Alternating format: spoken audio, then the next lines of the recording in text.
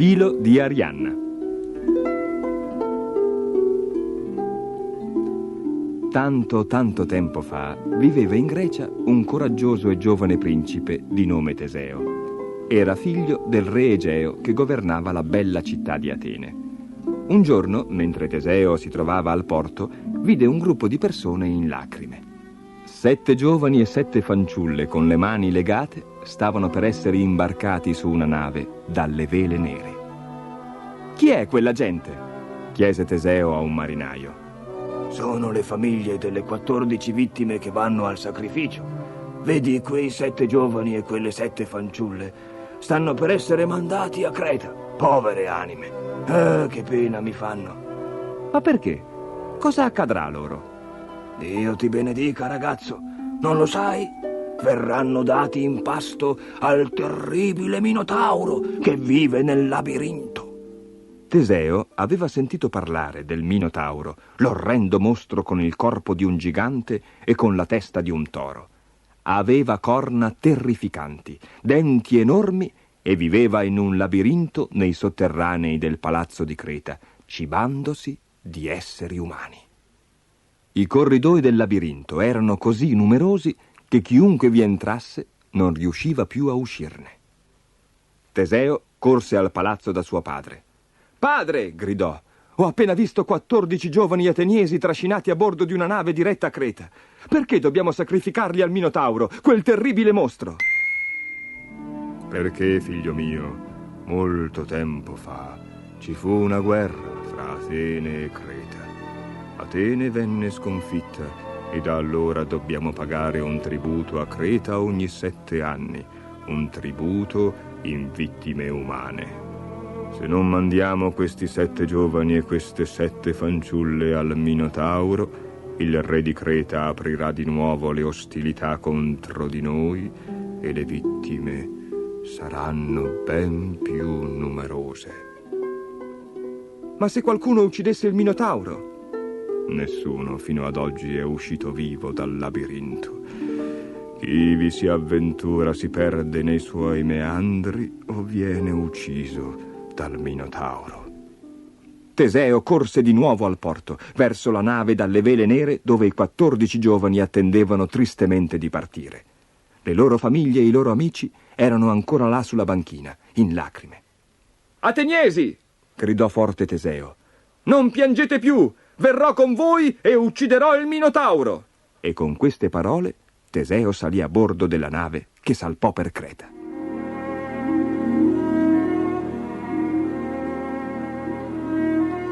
Dopo molte giornate di mare, la nave arrivò alla bella isola di Creta. Alto su una rupe si ergeva il magnifico palazzo del re Minosse, i cui soldati guidarono i giovani e le fanciulle su per un sentiero attraverso la scogliera. L'interno del palazzo era tutto decorato d'oro e d'argento. Le stanze erano abbellite da ricchi mobili e le pareti coperte da pitture di tori rampanti e di delfini che danzavano. Nel grande atrio il re Minosse sedeva su un trono d'oro. Aveva una lunga barba bianca e abiti di seta. «Ne aspettavo solo 14!» disse. «Come mai il re Egeo ne ha mandati 15?» Teseo si fece avanti. «Io sono il principe Teseo, figlio del re Egeo.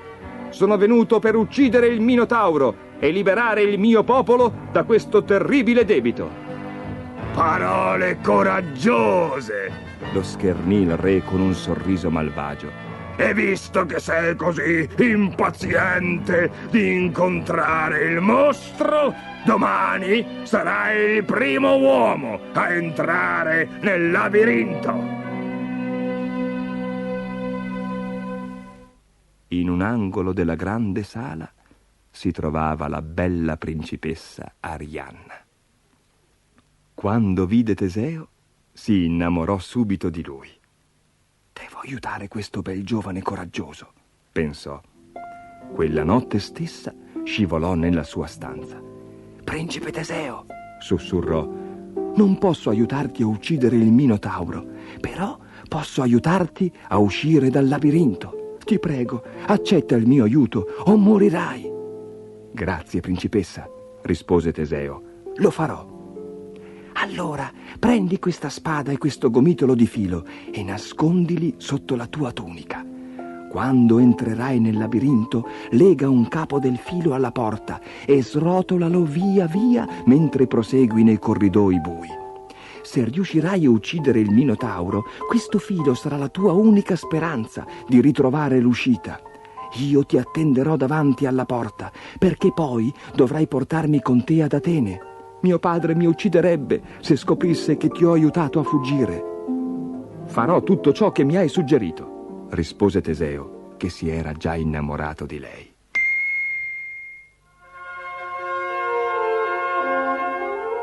All'alba del giorno seguente, i soldati del re condussero Teseo nel labirinto.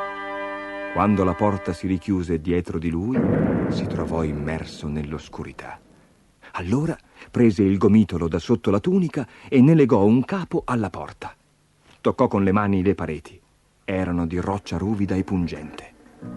Cominciò ad avanzare tentoni nello stretto corridoio, srotolando il filo man mano che avanzava.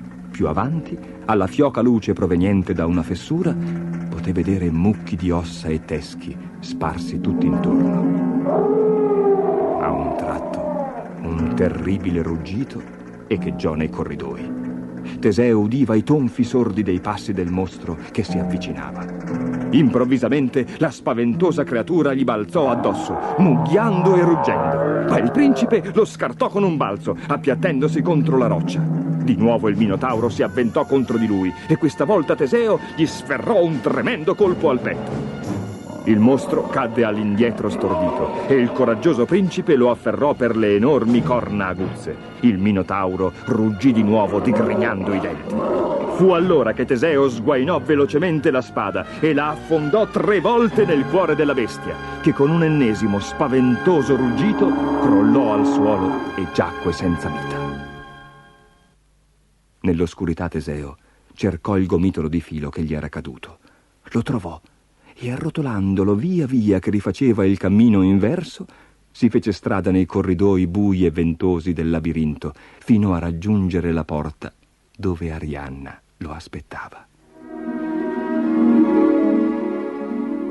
Vedendo Teseo tutto macchiato di sangue, Arianna gli corse incontro e lo abbracciò con ardore. Poi si staccò da lui. «Dobbiamo affrettarci prima che le guardie di mio padre ci trovino», gli disse guidandolo alla nave dove le 7 fanciulle e i 7 giovani attendevano la loro sorte. Ma l'alba di quel giorno non vide altre tragedie, bensì una nave che salpava verso Atene.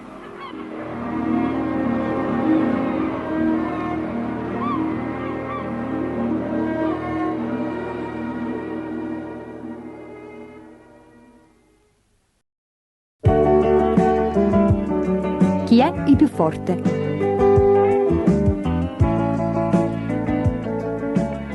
Il vento si dava un sacco di arie come al solito.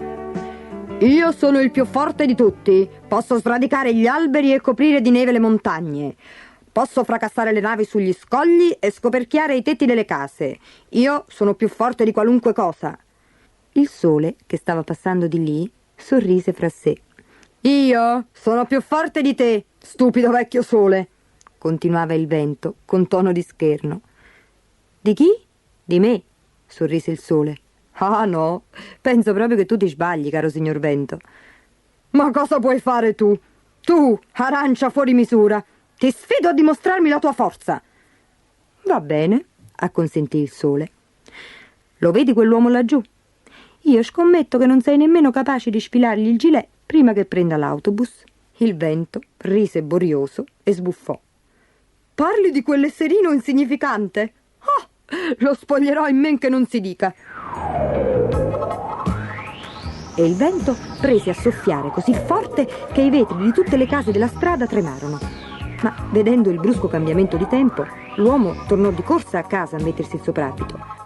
Il vento riprese a soffiargli addosso facendo svolazzare i lembi del soprabito dell'uomo, che, rabbrividendo, lo abbottonò fino in cima, si strinse la cintura e rialzò il bavero borbottando «Brr, che tempaccio!».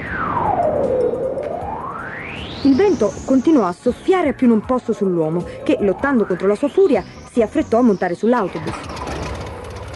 Che tempo terribile, commentò il conducente mentre il vento faceva traballare l'automezzo sulle ruote. Porterò l'autobus in deposito, questo ventaccio potrebbe rovesciarlo. Il vento, indispettito, continuò a soffiare, a ululare, a mulinare intorno al deposito fino a diventare paonazzo in volto. Poi si arrese. «Vediamo cosa sai fare di meglio tu», disse al sole con una smorfia.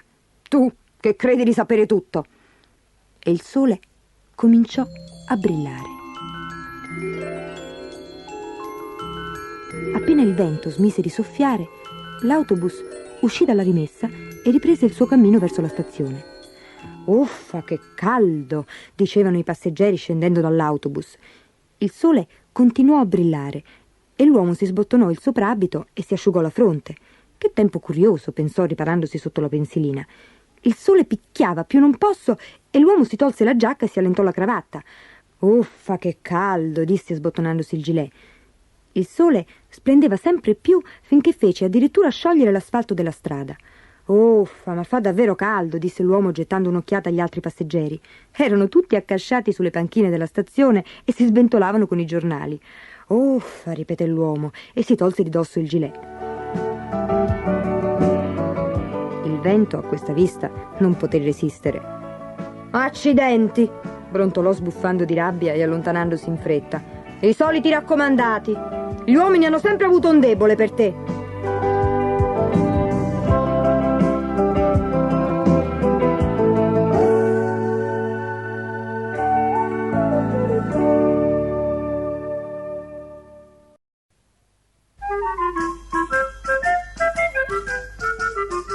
Pinocchio, in cerca del suo babbo.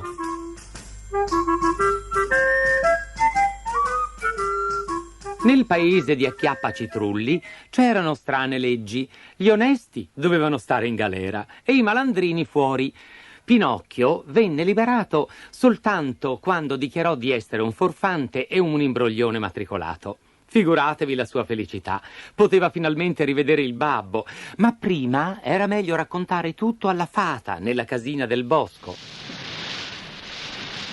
Pioveva a dirotto. La strada era tutta un pantano e ci si affondava fino a mezza gamba. A un tratto Pinocchio si fermò e fece 4 passi indietro per lo spavento. Disteso lungo la strada c'era un grosso serpente con la pelle verde e gli occhi di fuoco. Immaginatevi la sua paura. Si allontanò in fretta e rimase ad aspettare. Aspettò 1 ora, 2, 3, ma il serpente era sempre là. Anche da lontano si vedevano i suoi occhi fiammeggianti. Allora Pinocchio, facendosi coraggio, tornò sui suoi passi e con una vocina sottile e tremante chiese al serpente: «Scusi, signor serpente, vorrebbe tirarsi un pochino da parte per farmi passare?» Fu come dire al muro. Nessuno si mosse. «Sa, non vorrei disturbarla, ma se si spostasse un tantino...» Nessuna risposta anche stavolta. Anzi, il serpente chiuse gli occhi e rimase immobile, quasi irrigidito. «Che sia morto davvero?» si chiese Pinocchio fregandosi contento le mani e fece l'atto di scavalcarlo. Non aveva finito di alzare la gamba che il serpente scattò come una molla. Il burattino, morto di paura, si tirò indietro, ma inciampò e cadde col capo conficcato nel fango e le gambe all'aria. A tale vista il serpente fu preso da una tale convulsione di risa che alla fine scoppiò e morì per davvero. Pinocchio riprese a correre per arrivare in fretta a casa della fata, ma lungo la strada, preso dai morsi della fame, saltò in un campo con l'intenzione di cogliere un po' d'uva. Non l'avesse mai fatto. Appena giunto sotto la vite, crac! Si sentì stringere alle gambe da ferri taglienti che gli fecero vedere tutte le stelle del cielo. Sopraggiunse il padrone del campo. «Ah, ladruncolo, sei tu che mi rubi le galline!» «Io no, io volevo solo qualche grappolo d'uva. Chi ruba l'uva è capace anche di rubare i polli. Adesso ti darò io una lezione».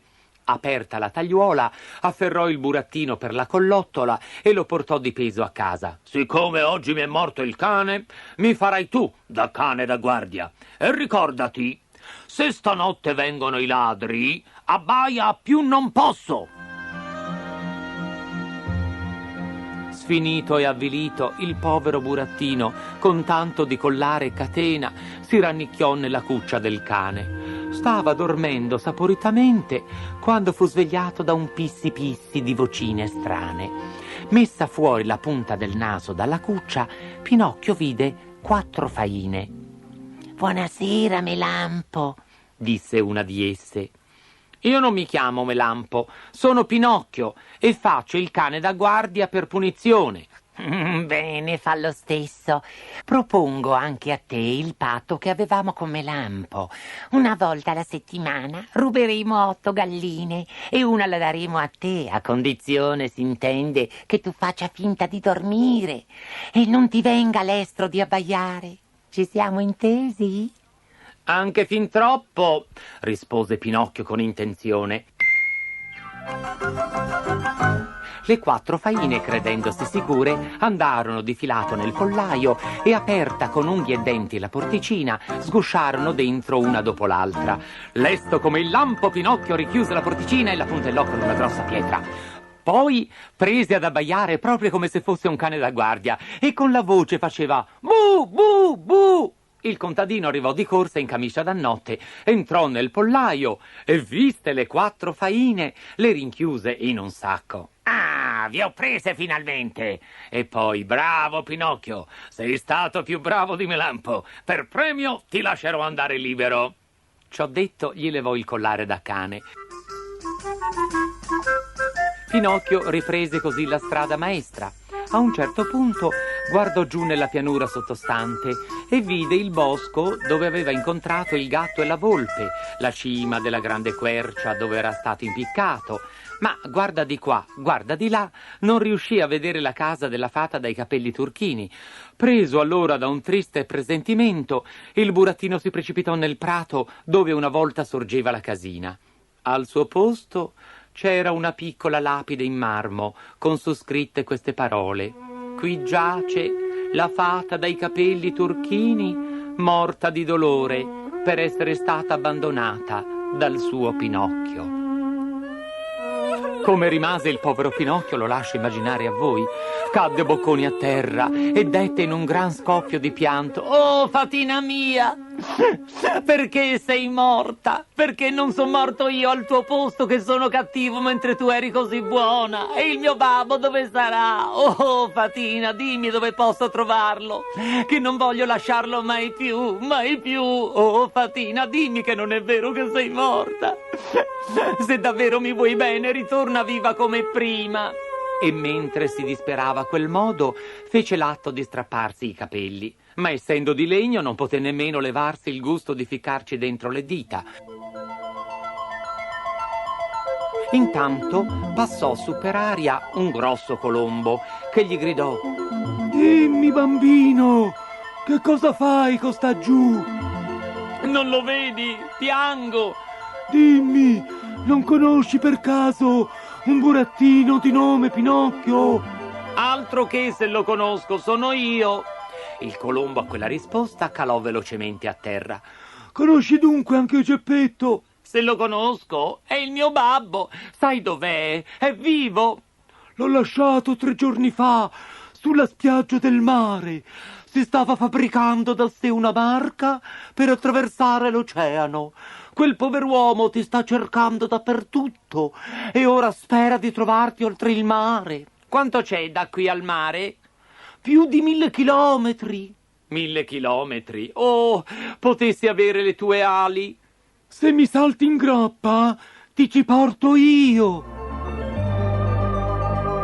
Il colombo spiccò il volo e salì tanto in alto che quasi toccava le nuvole. Giunto a quell'altezza straordinaria, il burattino guardò in giù e subito fu preso da un tale capogiro che si attaccò ancora più stretto al collo del colombo. L'uccello volò tutto il giorno e tutta la notte. La mattina dopo arrivarono sulla spiaggia del mare. Il colombo posò a terra Pinocchio e, non volendo nemmeno la seccatura di sentirsi ringraziare per aver fatto una buona azione, riprese subito il volo e sparì. La spiaggia era piena di gente che urlava e gesticolava guardando il mare. «Cos'è accaduto?» domandò Pinocchio a una vecchina. C'è una barchetta laggiù che sta per andare sott'acqua. Pinocchio appuntò gli occhi da quella parte e cacciò un grido. È il mio babbo! È il mio babbo!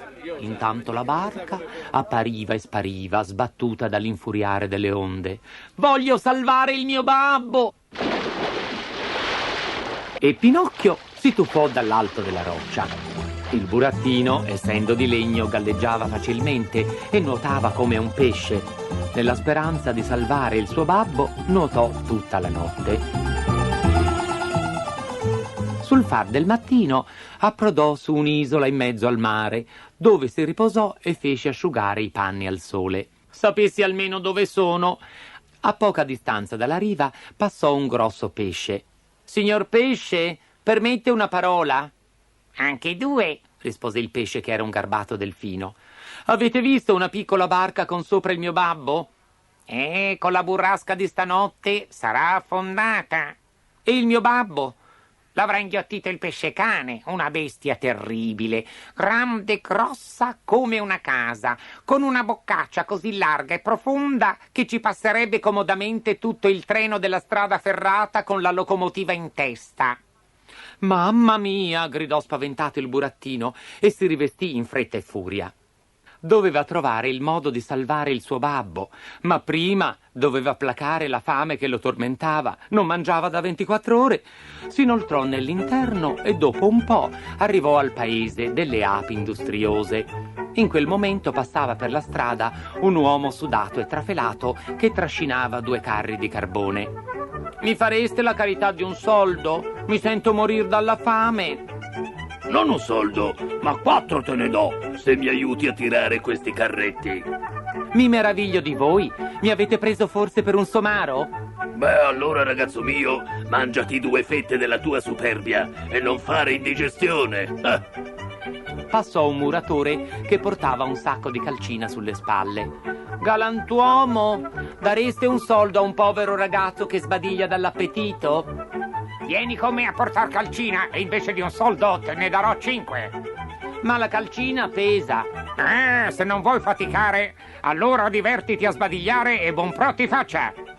In meno di mezz'ora passarono altre persone e a tutte Pinocchio chiese l'elemosina, ma tutte gli risposero: Non ti vergogni, invece di fare il bighellone per la strada, perché non ti cerchi un lavoro?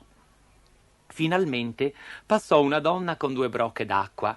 Buona donna, mi dareste una sorsata d'acqua? La donna posò le 2 brocche. Bevi pure, ragazzo mio. Quando Pinocchio ebbe bevuto come una spugna, borbottò ad alta voce: la sete me la son levata, potessi levarmi anche la fame. Se mi aiuti a portare una di queste brocche, ti darò un bel pezzo di pane.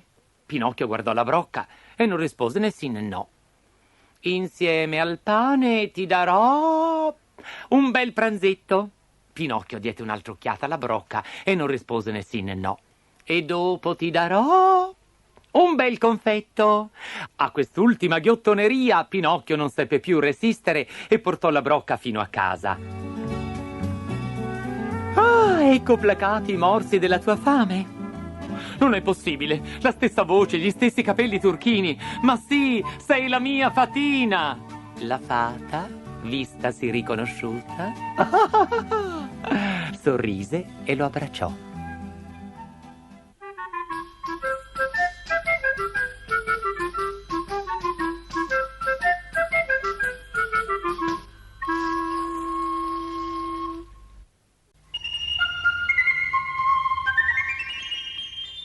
Il vecchio di Livorno.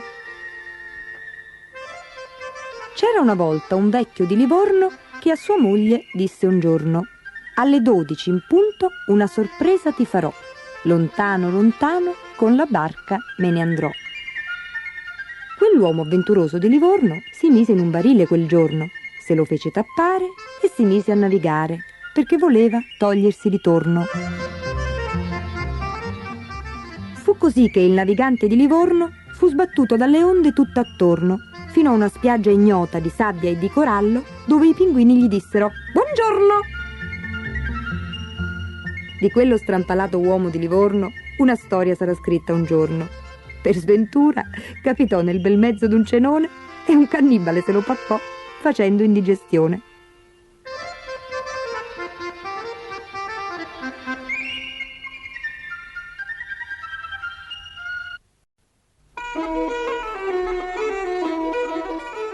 Le bretelle scarlatte.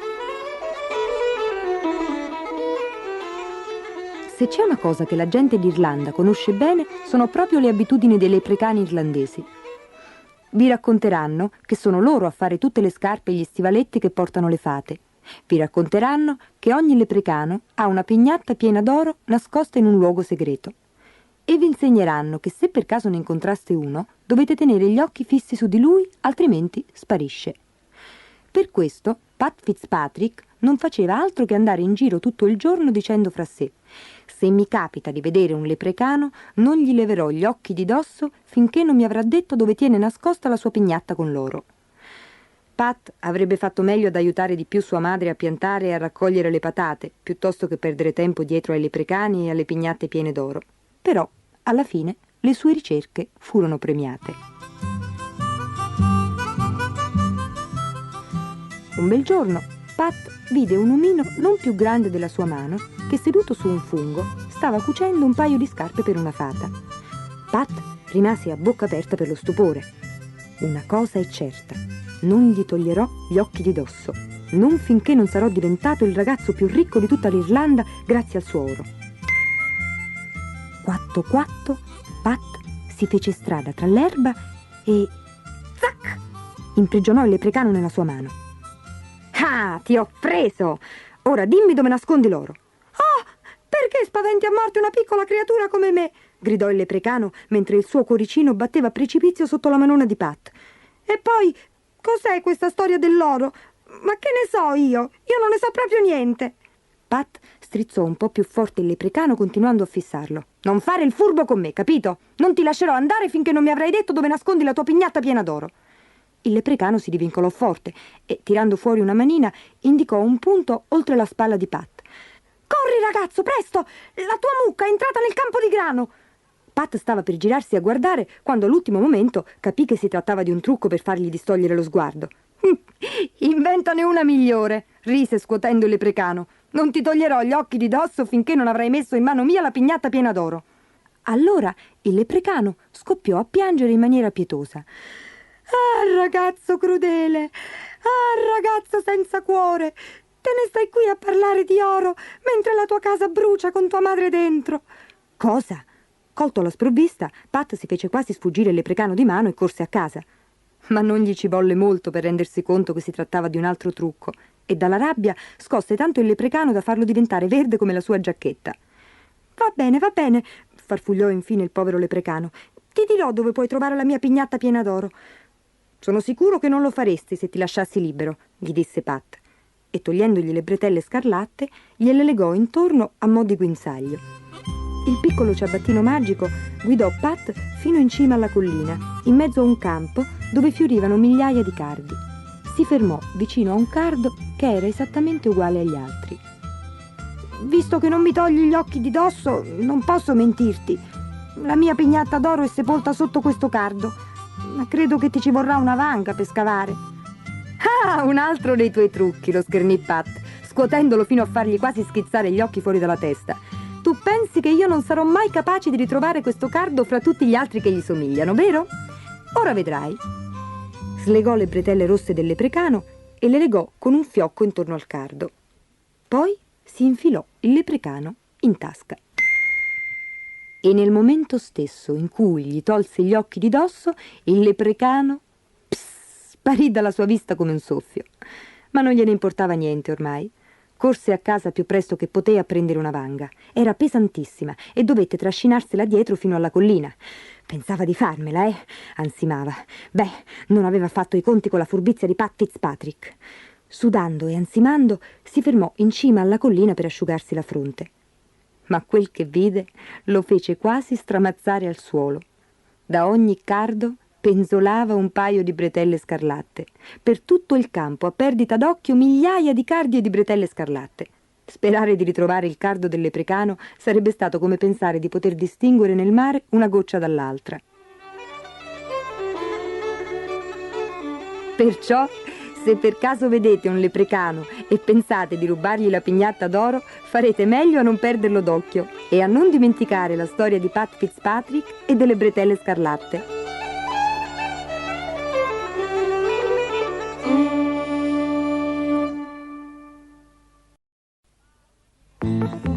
Gorgo l'orco. Nel paese degli orchi rossi, in un villaggio tutto di fango, vivevano una mamma orca, un papà orco e un figlio orchino che si chiamava Gorgo. Il padre di Gorgo era molto, molto grosso. Aveva la pelle rosso scuro, aguzze unghie verdi e verdi erano anche i denti e i suoi 3 corni.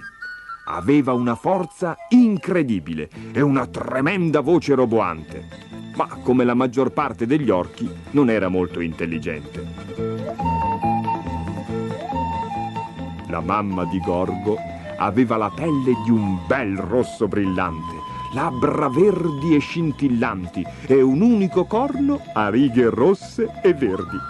Lei non era grande come papà orco, ma di sicuro era più intelligente, forse perché le orche rosse hanno 3 occhi verdi, mentre gli orchi rossi ne hanno solo 2. Gorgo invece era rosa, come tutti i piccoli orchetti, e non aveva corna. Ma sebbene fosse piccolo, era molto più intelligente dei suoi genitori. Sapeva leggere, scrivere e far di conto. Dovete sapere che per poter diventare rossi, tutti i piccoli orchi devono uccidere un mostro. Al papà di Gorgo piaceva in modo particolare uccidere i draghi e pensava che fosse già venuto il momento per Gorgo di fare lo stesso. Ma a Gorgo non piaceva uccidere nessuno. Anzi, all'insaputa del padre, era diventato amico di un vecchio e saggio drago giallo che si chiamava Zago. Non c'era cosa che Gorgo amasse di più che sedersi nella tana calda di Zago ad ascoltare il drago che gli narrava di terre lontane e dei meravigliosi orchi dorati che erano gentili, coraggiosi e intelligenti. Quando il papà di Gorgo venne a sapere di quella amicizia, si infuriò. I draghi bisogna ucciderli e non andarli a trovare, tuonava. Se vuoi diventare un orco grande e grosso come me, devi uccidere quel drago. E cominciò a sputar fuori fumo dalle narici e a far lampeggiare le corna. Gorgo indietreggiò spaventato e mentre il padre lo inseguiva, corse lontano da casa il più velocemente possibile. L'orchetto non si fermò finché non giunse alla tana di Zago e là, versando calde lacrime verdi, raccontò l'accaduto al drago. «Devi volare via, Zago», gli disse tristemente. Il drago lo scrutò meditabondo al di sopra degli occhiali. «Potresti diventare un orco dorato, sai? Gli orchi dorati non ammazzano mai nessuno, a meno che non vi siano proprio costretti». «Ma come faccio a diventare un orco dorato? Sicuramente dovrei superare qualche prova speciale. E sono ancora così piccolo!» Zago si incamminò verso un lungo corridoio, incitando Gorgo a seguirlo. Molto lontano da qui, all'ombra di una montagna solitaria, c'è una terra i cui abitanti sono sempre terrorizzati. «Di che cosa hanno paura?» chiese Gorgo. «Di un enorme mostro bavoso che vive sulla montagna. Ogni notte striscia fuori dalla sua tana e si insinua nei villaggi, divorando sia orchi che draghi e lasciando dietro di sé una striscia di bava verde». Gorgo rabbrividì. In fondo al corridoio c'era una stanza piena di vecchie mappe e strumenti misteriosi. «Come mai qualche orco coraggioso non ha ancora ucciso questo mostro?» chiese Gorgo. «Perché è troppo forte. Lo si può uccidere solo quando è profondamente addormentato nella sua tana. Ma poiché il mostro riesce per magia a rimpicciolirsi, l'ingresso della tana è troppo stretto perché un orco ci possa entrare. Allora io sarei abbastanza piccolo da potermi infilare nell'apertura, esclamò Gorgo, il drago, annui. e potrei ucciderlo con la spada di mio padre. Sì, ma per ucciderlo davvero devi affondargli la spada nel cuore e per raggiungerlo devi strisciare lungo uno strettissimo passaggio e poi traversare uno scivoloso arco di pietra proprio sopra il mostro addormentato.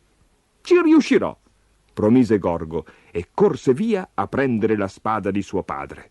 Prima di entrare in casa fece capolino dalla porta.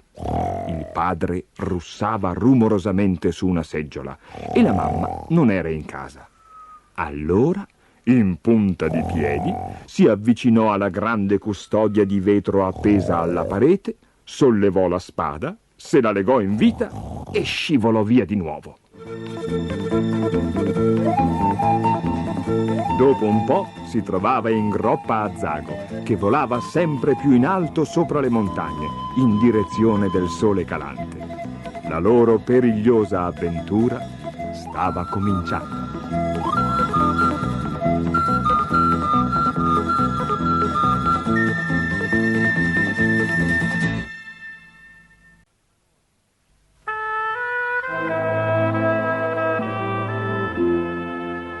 Cenerentola. C'era una volta una bella fanciulla che era rimasta sola al mondo. La sua mamma e il suo babbo erano morti e l'unico luogo dove potesse stare era la casa della sua matrigna, una donna superba, altera e ambiziosa. Era sempre vestita all'ultima moda e si faceva venire i cappelli solo da Parigi. Non bastavano tutta la seta, i velluti e i broccati del mondo per accontentare lei e le sue figlie, Berta e Gertrude. La loro madre continuava a dir loro che erano belle come due fiori ed esse le credevano. Ma come potevano non notare i capelli dorati della loro sorellastra, la sua pelle morbida, lo splendore del suo sorriso e la grazia delle sue mani e dei suoi piccoli piedi. La gelosia rendeva le due sorellastre sgarbate e crudeli. Per vendicarsi la costringevano a fare tutti i lavori di casa. E la poverina passava le giornate a strofinare pentole e tegami, a lavare i pavimenti e a spazzare la cenere del camino. Per questo in casa la chiamavano Cenerentola. Porta il carbone, Cenerentola! Lucidami le scarpe, Cenerentola! Pigra, cialtrona, stupida d'una Cenerentola! Alla fine della giornata, Cenerentola era così stanca che non poteva fare altro che accoccolarsi in un angolo del camino e piangere tutte le sue lacrime prima di addormentarsi sfinita. Una mattina il postino consegnò una lettera sigillata con la cera lacca. Dentro c'erano 4 inviti per un ballo a palazzo. Il principe cercava moglie fra le più belle fanciulle del paese. Una ventata di eccitazione pervase la casa. Berta, Gertrude e la matrigna di Cenerentola cominciarono immediatamente a scegliere vestiti e gioielli. Non parlavano d'altro. Incipria la mia parrucca castana, Cenerentola! Cuci questi lustrini, Cenerentola! Stira questa trina, Cenerentola! E non bruciarla, stupida! Cenerentola sopportava volentieri tutto questo lavoro straordinario. Aveva sempre desiderato tanto vedere l'interno del bel palazzo sulla collina e ora stava per riuscirci. E io cosa mi metterò? Chiese timidamente. 3 facce strabiliate la fissarono. Tu? Esclamò la matrigna. Non crederai mica di venire anche tu, vero? Berta rise forte. Ma guarda questa stracciona vanitosa! E chi ti guarderebbe? Non la lascerebbero nemmeno entrare a palazzo una sudicia vagabonda come te, sghignazzò Gertrude. Ma l'invito? Da palazzo devono averne mandati 4 per sbaglio, tagliò corto la matrigna, e afferrando il prezioso cartoncino dorato, lo strappò in 1000 pezzi, gettandoli ai piedi di Cenerentola. E ora spazzali, rise. Poi pettinami la parrucca. Finalmente, il giorno del ballo arrivò. La matrigna si incipriò tanto il naso a patata che finì per assomigliare a una meringa. Gertrude si gonfiò tanto i capelli che alla fine sembrarono una matassa di zucchero filato. Berta si infilò dentro a un abito ribroccato color pulce e tutte e tre si pigiarono nella migliore carrozza della città. Quando le loro voci sguaiate si persero in lontananza, Cenerentola chiuse la porta e non poté trattenere le lacrime che cadevano sfrigolando sulle ceneri calde del camino. A un tratto tutte le candele presero a tremolare. Ondeggiante fra il soffitto e le scale, comparve una fata dai capelli bianchi in uno scintillante abito d'argento. «Perché piangi, Cenerentola?» Cenerentola si portò le mani al viso stupefatta. «Oh, la prego, non pensi male di me, ma ci tenevo tanto anch'io a questo ballo». «E allora ci andrai. Io sono la tua fata madrina e ti aiuterò. Ma non abbiamo molto tempo. Corri a prendere 4 topini in cantina e portameli in giardino». Troppo stupita per discutere, Cenerentola fece come le era stato detto. Una volta in giardino, la fata chiese a Cenerentola di portarle 2 lucertole e una zucca. Cenerentola mise tutto per terra accanto alla fata, che agitò 3 volte la sua bacchetta magica. Si levò uno sfolgorante pulviscolo di stelle e in un batter di ciglia gli animaletti e la zucca vennero trasformati in un cocchio d'argento foderato di velluto rosso, tirato da 4 cavalli grigi pomellati. 2 valletti in parrucca bianca aspettavano solo che Cenerentola salisse. «Ma come faccio ad andare alla festa con questi stracci addosso?» chiese la ragazza. La fata madrina ridacchiò. «Oh, che sbadata! Me n'ero dimenticata!» E con la bacchetta magica a punta di stella toccò lievemente Cenerentola sulla spalla e per magia gli stracci si trasformarono in un vestito color dell'oro, guarnito di trine d'argento. Infine i suoi minuscoli piedini vennero calzati da un paio di scarpine di cristallo. «Ti auguro una serata meravigliosa, bambina mia», disse la fata madrina baciandola su una guancia. «Ma ricordati di lasciare il palazzo prima delle 12, perché allo scoccare della mezzanotte la mia magia svanirà». E toccandosi la testa con la mano, la fata madrina scomparve. Ma un attimo dopo era già di ritorno.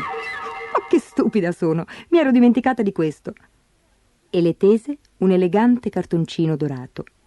Un invito per il ballo. Cenerentola arrivò a palazzo che la festa era già cominciata da un pezzo, ma quando lei cominciò a salire la bianca scalinata di marmo, le coppie smisero di ballare, l'orchestra smise di suonare e tutti rimasero incantati ad ammirare la straordinaria bellezza della nuova venuta. Il principe corse verso di lei, chiedendole l'onore del primo ballo. Chiese anche il secondo e in realtà per il resto della serata non danzò più con nessun'altra. Le signore bisbigliavano dietro i loro ventagli. Credo che il principe si sia innamorato a prima vista. Ma lei chi è? Deve essere una principessa straniera. Berta e Gertrude, immusonite, si erano rincantucciate in un angolo. Ma chi è quella dopo tutto? Non è giusto. Il principe dovrebbe ballare anche con qualcun'altra.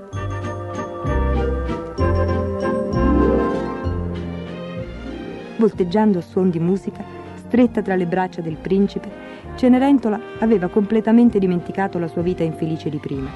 Dimenticò i pavimenti da strofinare, i caminetti da pulire, i bei vestiti delle sorellastre da stirare, mentre i suoi di vestiti cadevano a pezzi.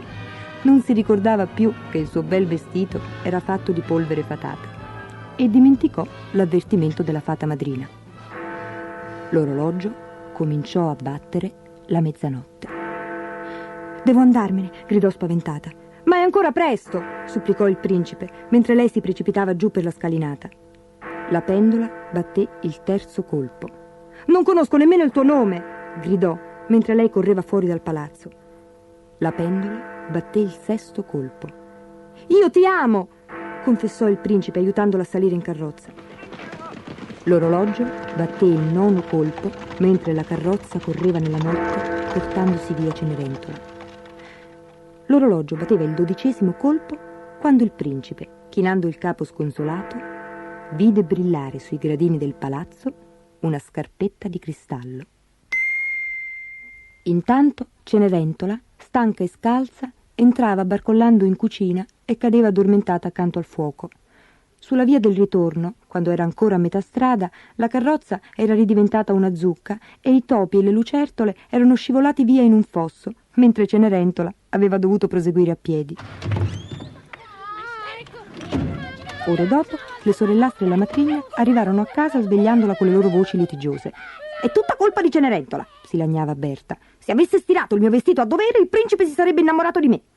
«Se mi avesse stretto meglio il busto, il principe si sarebbe innamorato di me», piagnucolò Gertrude, «e mi avrebbe sposata». «Potrebbe ancora accadere», le rincuorò la madre. «La principessa è sparita, no?»